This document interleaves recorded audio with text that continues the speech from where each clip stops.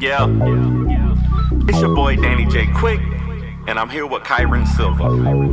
And we want to thank you for joining the Four Tales podcast. I want to know what it is Quick is trying to say. We're about to talk some comics and get a little bit controversial. Everything from indie books to movie deal level commercial. With no rehearsals when we converse to coerce you. And then we do the quick takes and try to get to the person. So join us and get your comic book a few more sales once a week wherever you pod. It's Four Tales. Once a week wherever you pod. It's Four Tales.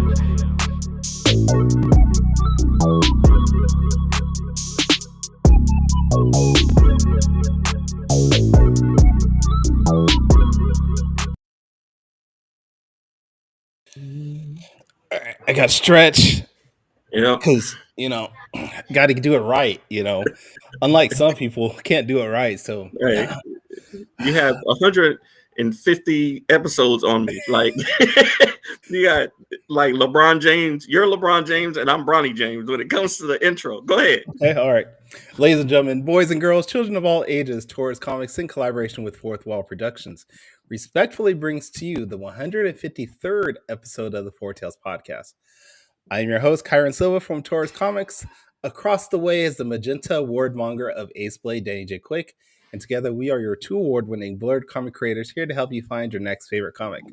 We are live on the Agent of Geekdom Network via Facebook, Twitch, YouTube, and TikTok. So if you're listening or watching us live, thank you for your support. But don't forget to like, subscribe, share, and view this podcast because all your positive reviews and interactions help us reach a bigger audience. That's how you do it. That's how you do it. That's how you do it. I am so glad that you are back. You do not understand, sir. I don't know. You and Wally did a good job last week. Hey, man. Listen, I appreciate you saying that, but the whole time, you realize I didn't say much during the show. I let Wally talk. I was looking at things on the screen and like, I don't want to touch anything, but I feel like I should be doing something. And I'm just, it's a lot, isn't it? It's a lot. It's a lot. So mad respect. Like there's definitely an art to hosting and running a show at the same time. So big props to you, bro. And I'm glad you're back.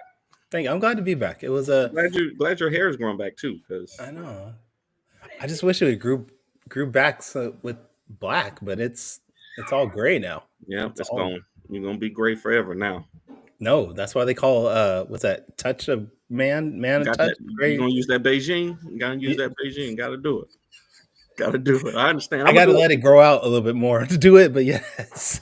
Just paint it on there. You'll be fine. Take a paintbrush and just. I've never had a full beard in my life. Grow it out, man. You might like it. No, I can't. I don't think you understand. I've gone half a year without shaving, and the only thing that grows is my beard or my mustache and goatee. Oh. I'll get the little strands here and there, and that's it. Oh, wow. Half a year. Hey. Some of us have it, some of us don't. I am also in the some of us who don't, though. So, okay, cool. It can grow all down here, but this area does not fill in for sure. Okay. So we're in the same boat on that. Yeah, Go ahead. Yell at your kids. It's all right. No, I'm not gonna yell. She knows she's being rude. She needs to go upstairs. Yes, I am. Thank you. I love you. Go upstairs. Ask Kendra. Thank you. All right, back to the show. That was a little one. Yeah, that's Olivia. I figured. William Withers in the comments, man. How you doing, brother? What's up, William?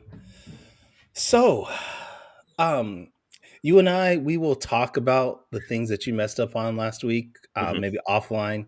Yes. I'll give you some pointers. We definitely have to have Wally back on as a co-host because he did great. Yeah, he really did. He probably prepared better than either one of us have ever prepared for a guest. His questions were really good. He had some in-depth, hard-hitting questions. I'm like, damn it, Wally Riviera? What? Wally Springfield? Wally did great, for sure. Yeah, for sure.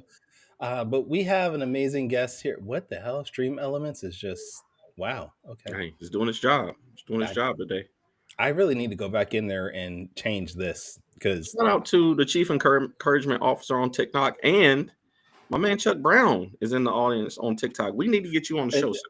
Chuck Brown, I've been messaging you for like months to be on the show. I talked to him at Charlotte Minicon, and he said he would be on the show, so we got to get him on the show for sure. All right, cool. We gonna have you on the show eventually.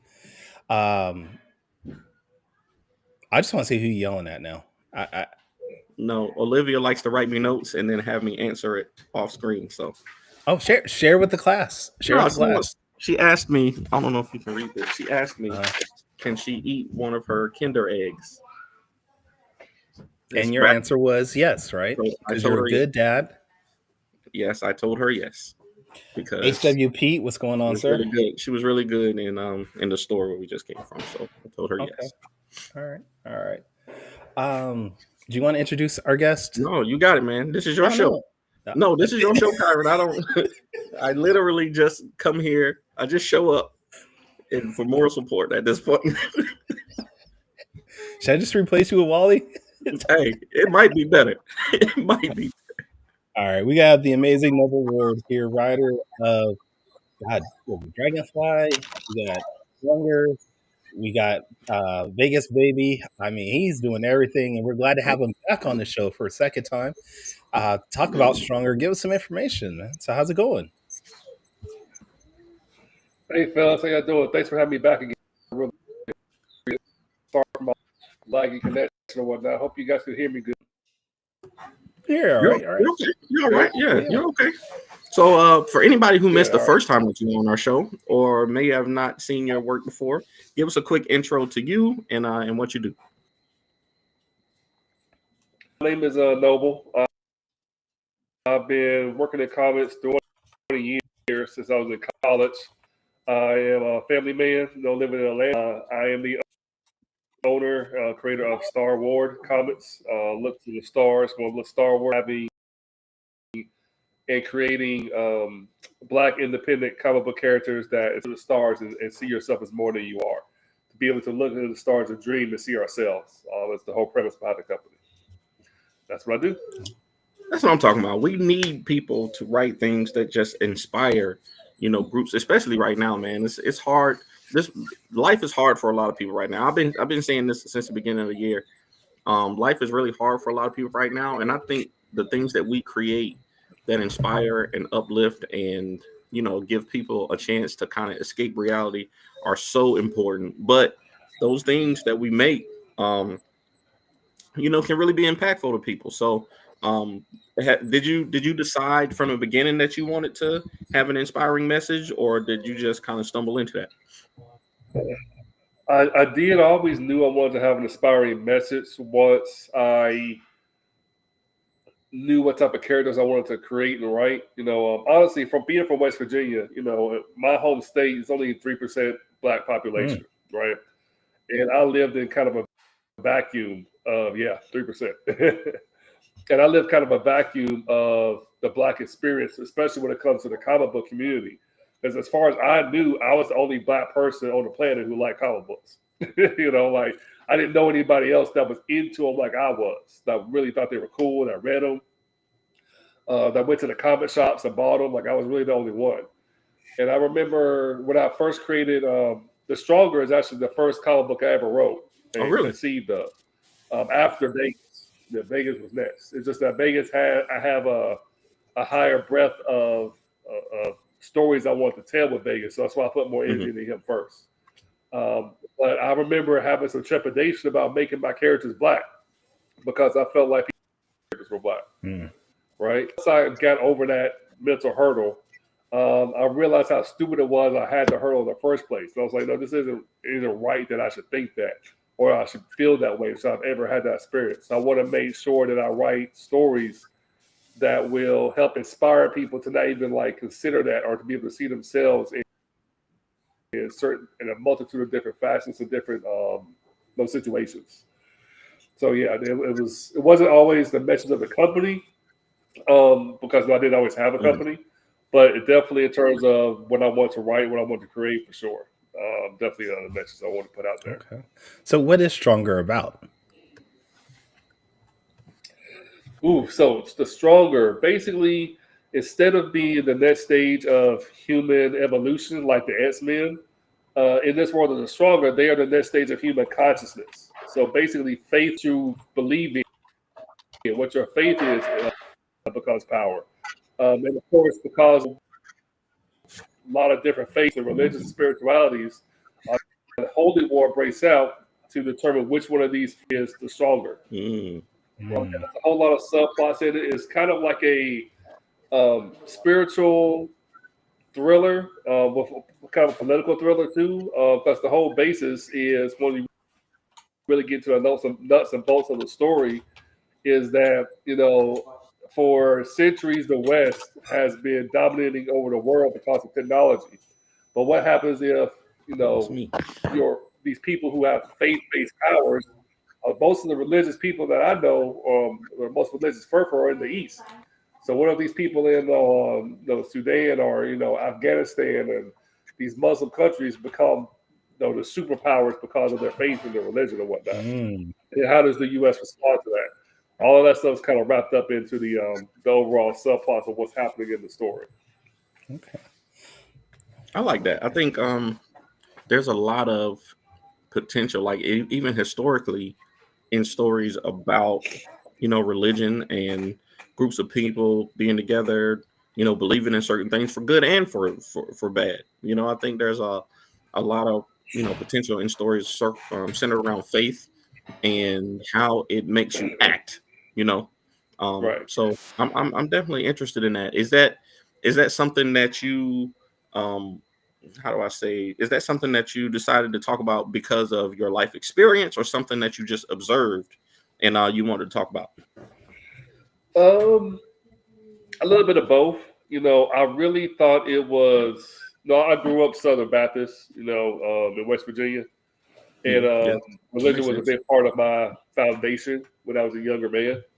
And I just really felt like it would be a good way to tell some really dope stories without really going into the religion as much. Like, I'm not trying to hit people over the head with the Bible or Quran or anything like that, because it's not really about the religion itself. It's more so about the concepts of your faith, your spiritual constitution, and you being able to affect the physical world because of that, and how that will look for different people, and what type of situations that kind of, you know. And I just felt like it was cool. You know, when I came up with the concept, it was just something that really stuck with me. Like I said, it was the first book I ever wrote. And I felt like it was a really strong concept, and I just kind of was waiting to really put more energy into it and really develop it. And now I feel like it's the time to do that.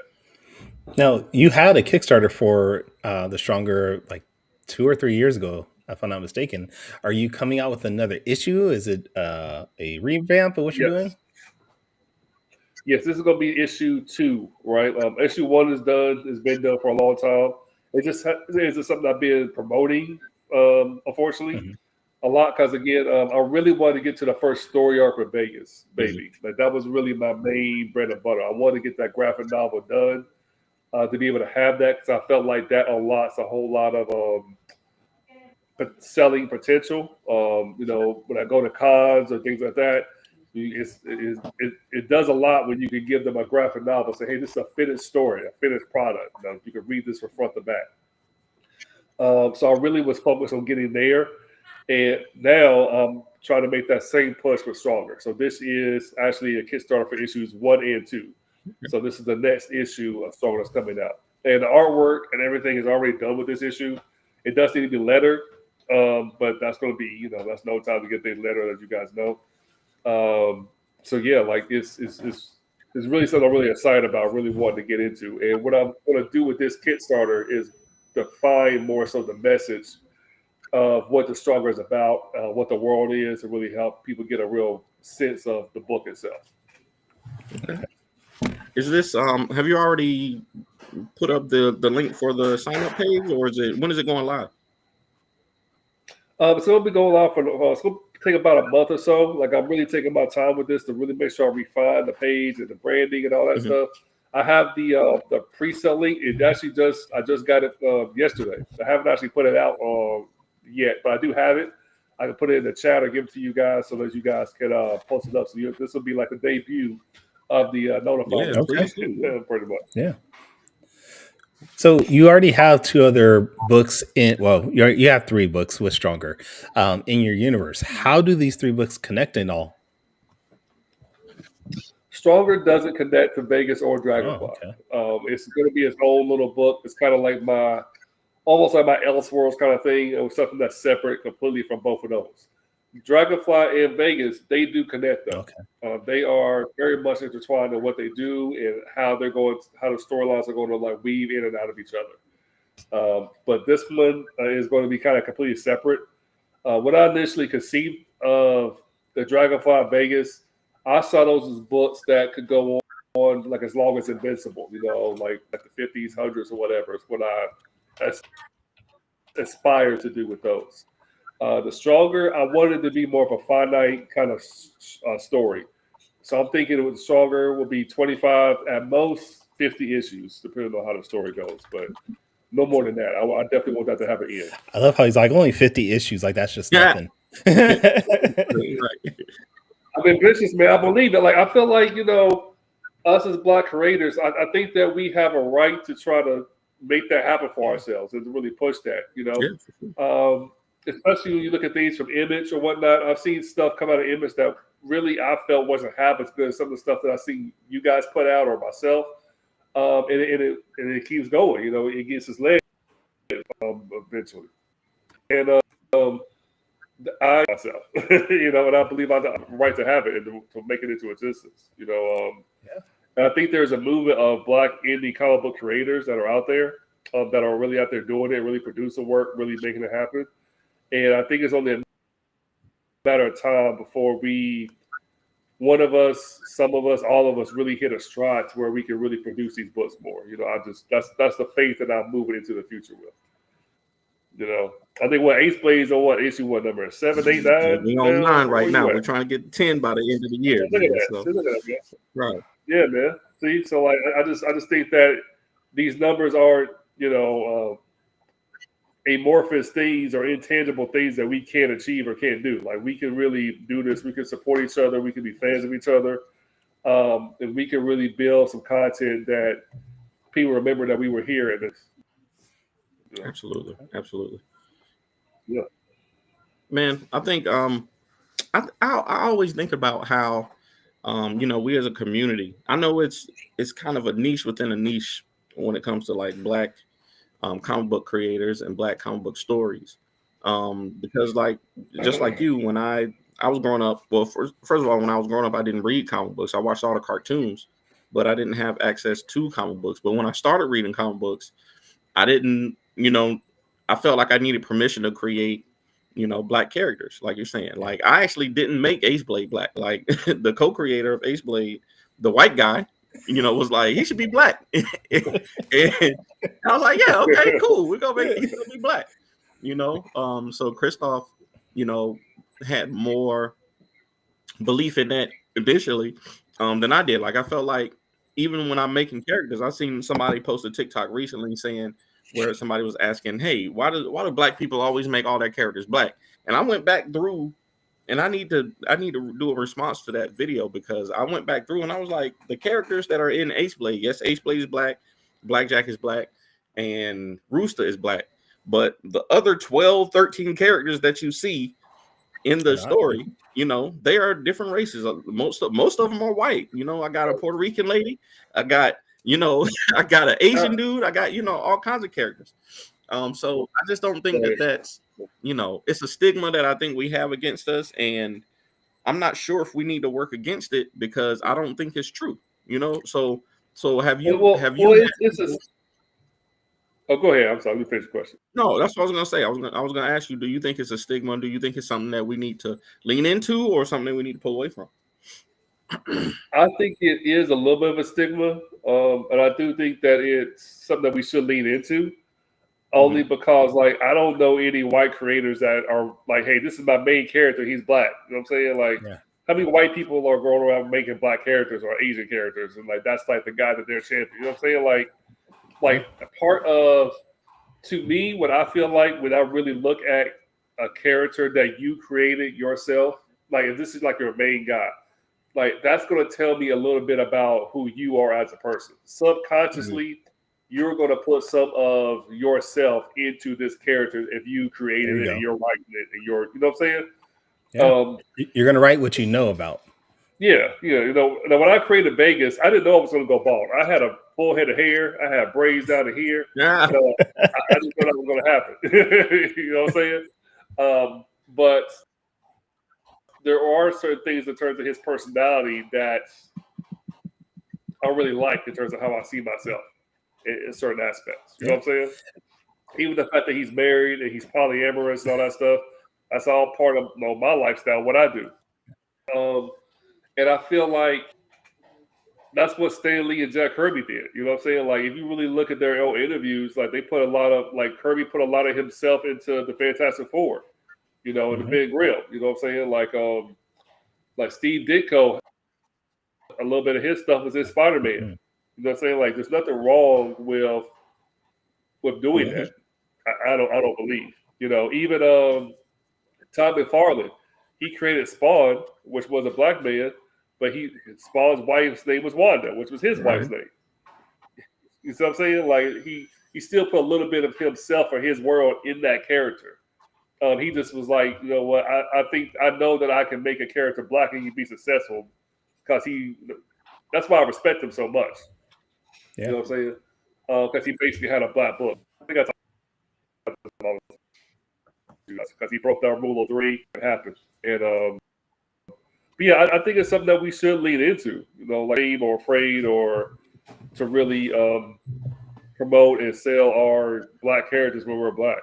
I think the main thing that we have to worry about is the stigma that we don't support each other as black people. That's the main thing I think that we have to really overcome and fix is that, you know, the black dollar will go towards, as a culture, we tend to gravitate what's new, what's popping, what's flashy, what's exciting.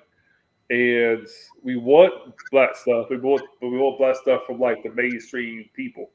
You know, we want more Storm. We want more Marvel stuff. We want more animations with all these different characters. We want Superman to be black or some shit like that. You know what I'm saying? And I think that if we can shift the culture a little bit, if guys like Royo, who is doing this Iyana cartoon coming out, I think something like that, it could be a really big staple to kind of like break the glass ceiling for us as independents, that so that we do have value, we do have good content, and that that they will come looking for us if we have enough.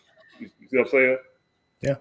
Like, it's not because the main thing I think that Royo really had over most of us is that he had a bunch of graphic novels. Right? He didn't even do single issues. He did ESO Volume 1, ESO Volume 2. Then he did Malika, you know, Volume 1, Volume 2. Then he did this thing where he brought everybody together. He had Windmaker. Then he did Iyanu. You know what I'm saying? He had a lot of proof of concepts with his market and his niche to where he had complete stories. And I think that if any of us can get to that point where we have complete stories that are out there that are hidden and tap into that niche, then if we can really market and promote our books, make some noise, there is a fan base out there. And to me, I think that comic books are like the ultimate beta test for what can be leverageable in other forms of media.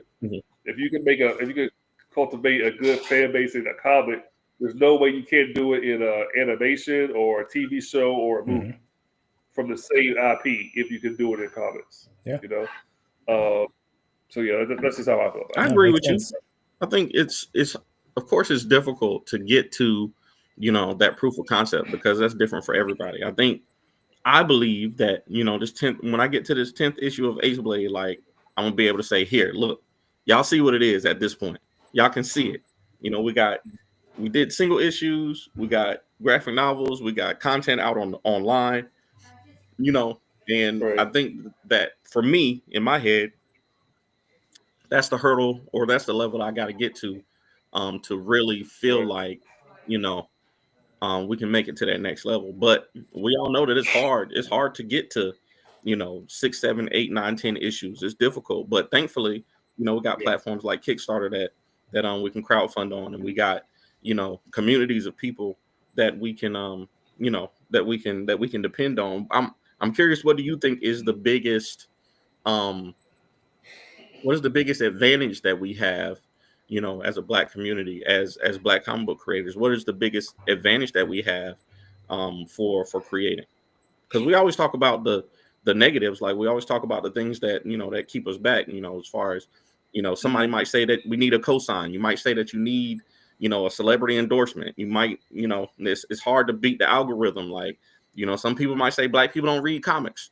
But what are some of the good things that come from making Black comics? Well, for me, I think some of the good things are the fact that there's a lot of untapped potential with us. If you look at indie comics as a whole, I'm sure you can find an indie comic where there's a white guy in space, with starships, and he's a captain of a ship or something like that, right? Mm-hmm. There's not a lot of books of Black people doing that. You know what I'm saying? There's not a lot of Black ships, a lot of books of Black ships are being like a pirate or something like that. Like, just the fact if we could put our Black faces, Black creators in a multitude of different situations, we have a more chance of being a little bit more unique, just because it's like our certain swag or energy is incorporated into it. And I think a lot of stories that just haven't really been for Black people for Black people. And I think that you guys are around my age. I know that we can both really sit back and think of movies that we went to, right, or shows that we watched back in the 90s and 80s that did not have a single Black person in them anywhere. And there's no reason that still we can't actually. Say again? You still can. There's still shows. Lord of the Rings proved that point. Seriously. The Princess Bride is one of my favorite movies all time. There's not a single Black person in that movie. Yeah, and I think there's no reason that we can't tell stories like that doesn't have to have a white face in it. You know what I'm saying? Like, that are our stories with our flair in it, with our, thing. And that's one of the things I like most about Royo, the guy who did ESO and all that stuff, is that he was very not apologetic about this stuff being, very African based and whatnot. Mm-hmm. You can say what you will, like he didn't have his writing wasn't my favorite at first. You know what I'm saying? But it wasn't a matter of if you liked the writing or not. It was like the story was good, it was decent, the concepts were straight. To me, he's almost like the Tyler Perry of Black comics. Oh, wow. You know what I'm saying?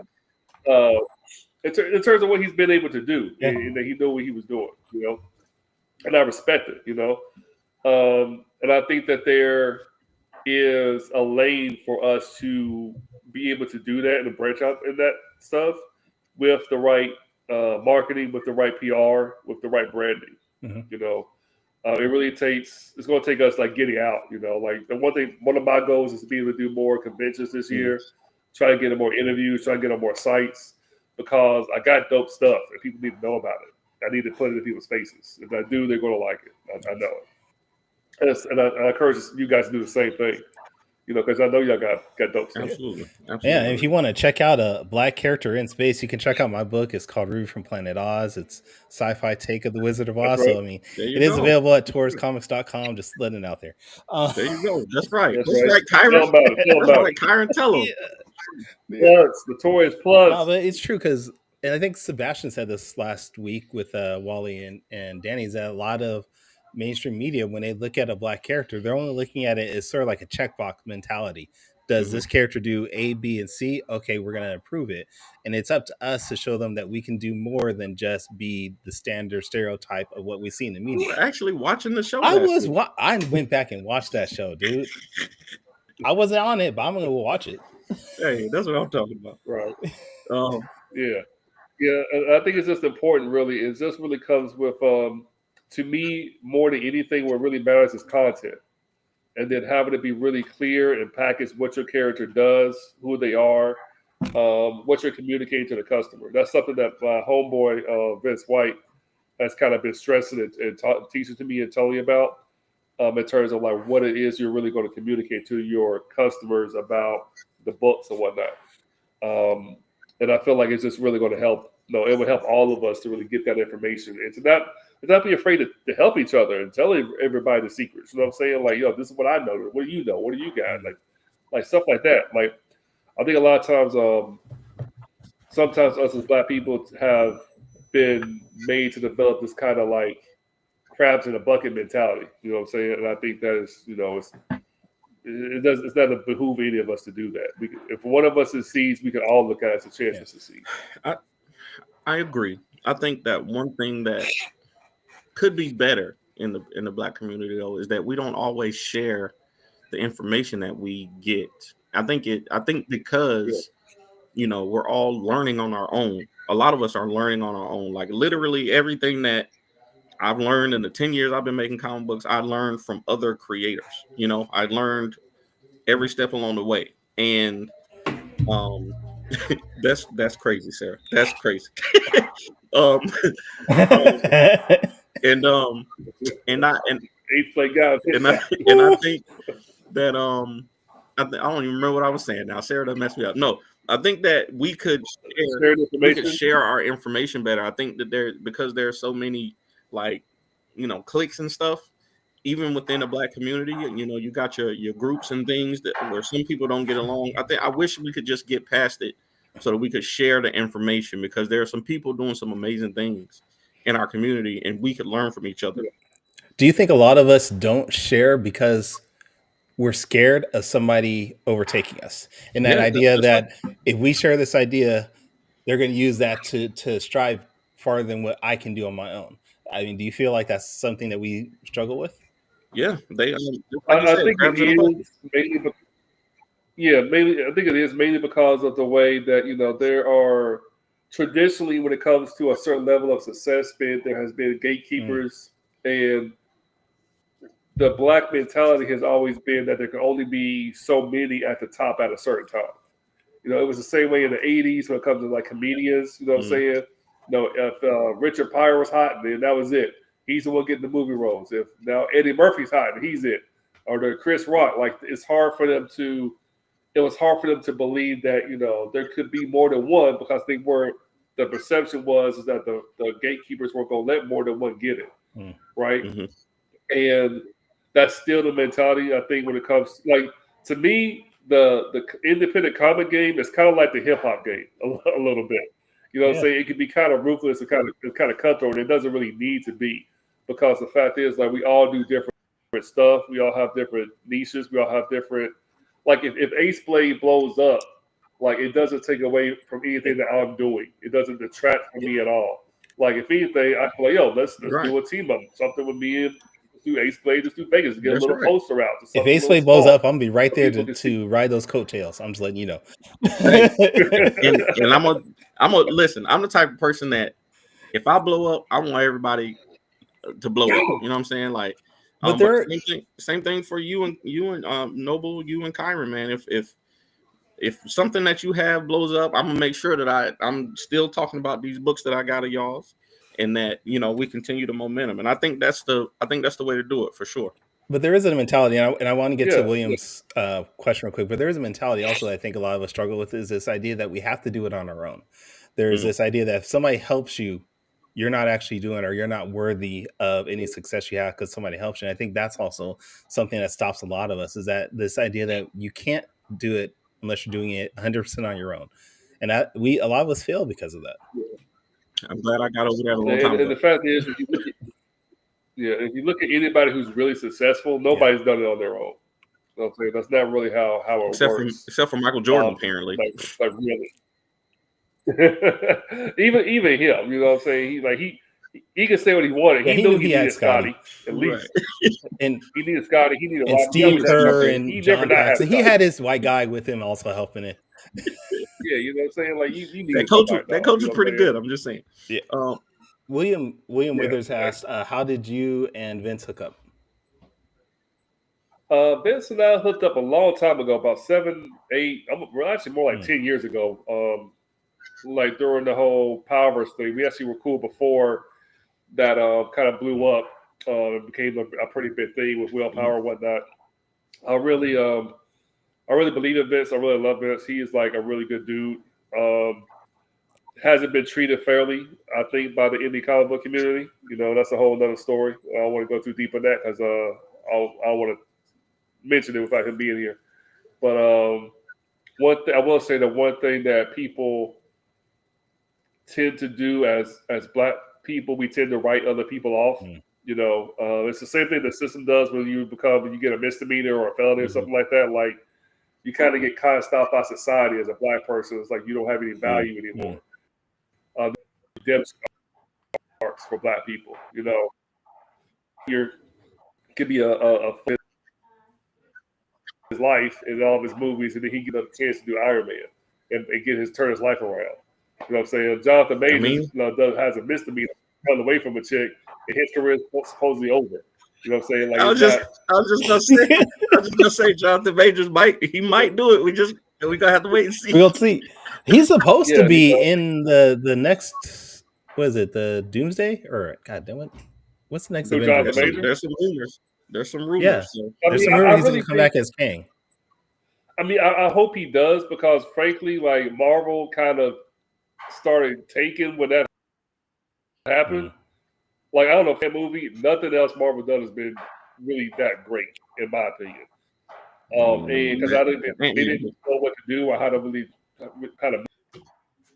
I wasn't really feeling the Ant-Man movie itself, but there was some good. There was some good it could have been better. Terrible way to like introduce like who's supposed to be your main villain for your story. Like, he gets beat by Ant-Man. Ant-Man beats him what? Come on, man. Ant-Man has a thing with the Black characters, man. He beat Anthony Mackie, then he beat I'm gonna have to watch that Ant-Man guy, as a matter of fact. But anyway, let's get to my favorite part of the show. Quick takes. Kyron, I'm ready when you are.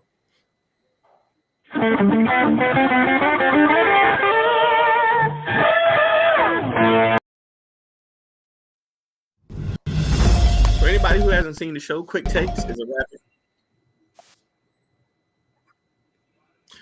is a rapid Q&A session where we grill our guests on their deepest, darkest secrets from the internet. Noble, I know you've done this before, so we got some new questions for you. All right. You're gonna have 45 seconds to answer each question. We're gonna ask you 5 questions, and we're gonna end with a top 5 list. So, question number 1: the internet needs to know. Kyron, I want your answer too, and I'm gonna give my answer. Pineapple on pizza, yes or no? No. Pineapple on pizza. I grew up in the 80s when Ninja Turtles were new. When Ninja Turtles first came out, and they put everything on their pizza, and I wanted to be a Ninja Turtle, so I had to do it too. So I put everything on my pizza when I was a kid. Corn, pineapples, you name it, because they like weird stuff on their pizza. I was a Ninja Turtle, so yes. Pineapple on pizza. I love pineapple on pizza. It's one of my favorites, and I corrupted my daughter with it too, so absolutely. Kyron, you? I love pineapple on pizza. You can't go wrong with it, honestly. You got that sweetness and the savoriness of it. It's so good. It's so good. All right. Yeah. Now, as I'm older, I do prefer meat lovers, though. But yeah. Yeah, for sure. Question number 2 is a question that we ask a lot of comic book creators. You've been doing this for a while now. I want to know what is, in your opinion, is the best part of making comics, and what's the worst part of making comics? Ooh, best part of making comics is writing out a script and getting pages back from your team. Mm-hmm. Like when your artist sends you a page, and when your colorist puts colors to that page, it's like Christmas. It feels like you're getting a present. So even though you paid for the present, but it's like somebody took the time and energy to devote like 8 hours or whatever it is to draw out a page of yours that you created. And it feels like Christmas getting those pages, saying, getting that artwork in. That's the best thing to me, is seeing people's reaction to it. The worst part is those artists taking forever to get you those pages, man. It'd be like taking forever sometimes. Like, man, like, where you at? So it's got the best waiting for it. Hey, I know what you mean. Okay. Hey, question. No, you don't know. No, I do. Every artist isn't Kyron and Wally. Like, I've worked with some folks I've had to wait for, but you know, it's a give and take. You know, things happen. You gotta wait for people. You know, you gotta roll with the punches. So question number 3. I get all the time because my last name is Quick. People expect me to be fast for some reason. I don't get it, but hey, it is what it is. Have you felt any added pressure with your last name being Noble? No. Well, my first name is Noble. First name Noble Ward. See, that's what Right. Do you want to redo the question now? Yeah. So people say that no, with your first name being Noble, do people expect you to be present yourself in a certain way? Yeah, a little bit. You know, I've had several ladies I've dated when I'm acting in a way that they don't like, or they think that like I should be doing something different the way they think I should be doing it. They'll be like, well, "That's not very noble of you, Noble." Like you're like, what? What do you mean? Like she's like, you're not acting noble right now. You're being a jerk or whatever. I'm like, damn. What? They think they're so clever. So yeah, I have had women throw that in my face before, but yeah, it doesn't really bother me. I love it. I love my name. I love who I am. Like I feel like I'm represented pretty well. Absolutely. Sarah says, "I do not like that question." You don't like the question about what, Sarah? Sarah White. I'm sure people expect Sarah to be white. Question number 4. I saw that you were talking a couple of days ago, maybe it was last week, about the Diamond distribution deal. So in 45 seconds, if you were to buy Diamond, if you were to go into that auction and lay down a deal and you won the rights to everything that Diamond has, what would you change about the company to bring it back out?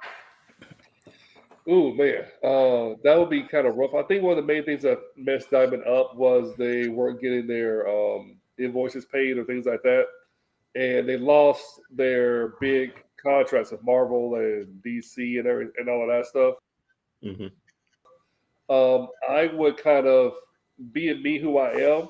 If I were to take over Diamond, I would start a independent distribution, one of our own publication.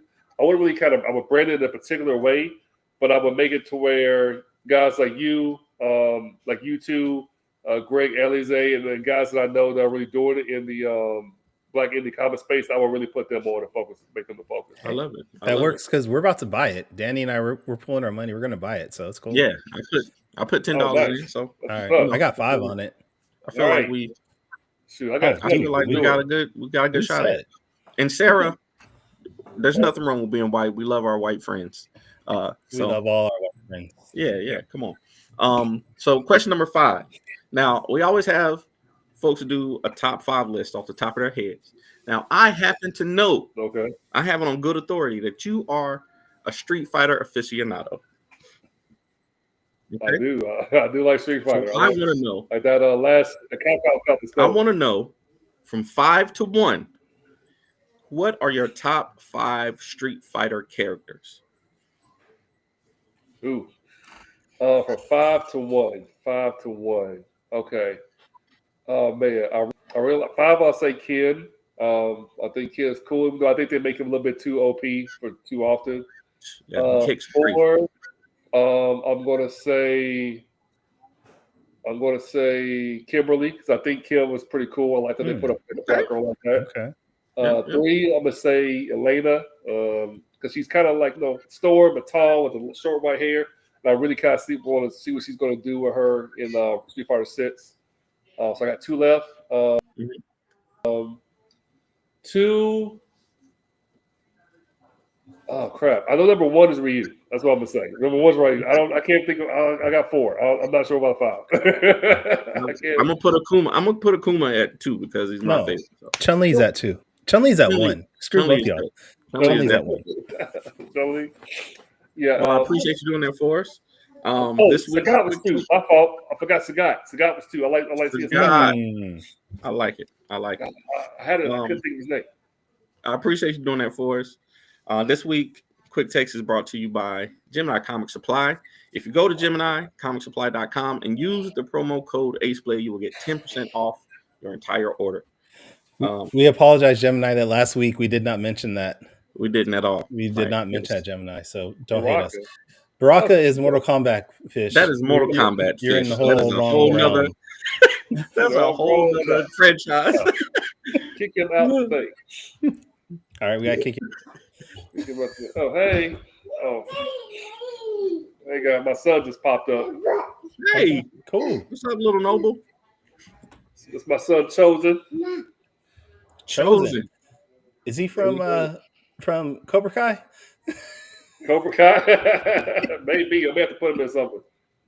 See, you're putting pressure on him, too. You got Noble, and now you got Chosen. See?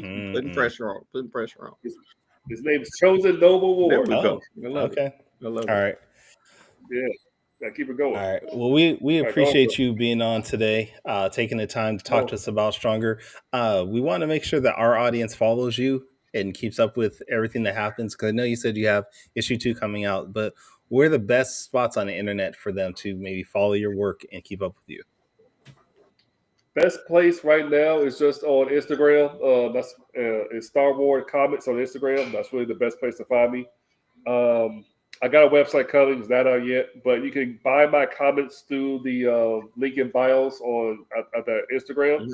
So anything I already have out, you don't have to wait for a Kickstarter if you want to get, Vegas Baby graphic novel, the Dragonfly, issue 1 of the Stronger. You can buy anything that I have out. Already published. Do those. So yeah. Okay. And Danny, where can people check out your work? Right now, if you want to find me, the best place to go is our website, fourthwallpros.com, where you can buy all of our comic books. And if you want to get me on social media, it's the Ace Blade on all social media platforms. Kyron, where can people find you, sir? You can find me about to ban Mr. Fish Comics. We're talking about Pac-Man as the best playable character. This is not Smash Bros. What? No, right. You can't just add characters to this. Mr. Game, you gonna say Mr. Game and watch next? Get it together. But you can go to tauruscomics.com to follow my work and maybe pick up some books. You can also follow me at all social media platforms at Taurus Comics. And this is your first time checking out the Four Tails podcast, you can go to our website. That is fourtailspodcast.com. That is the number 4, TALES podcast.com. You can listen to our previous episodes, check out some merchandise, support us in that way. But join us next week where it's end of the month. We're going to do a recap. We might switch it up, maybe do a little bit of fun and games, have some people with us and play some games. We don't know, but join us back here. Same bat time, same bat channel. But until then, everybody, sayonara, goodbye, and please take care of yourselves.